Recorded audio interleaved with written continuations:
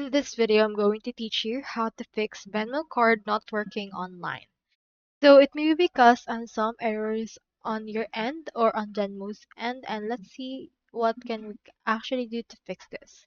So it depends on specific error messages that you can do. So if your Venmo card is not working online, make sure that you're connected to a strong Wi-Fi or data and you have enough storage or memory available on your device.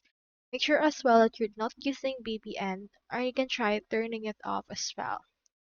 After that, log out of your Venmo account and log back in.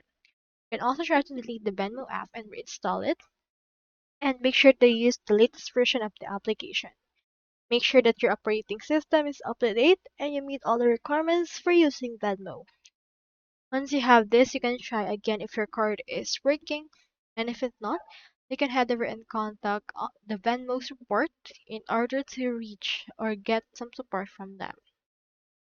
So that's all there is today, and I hope this video helped you out.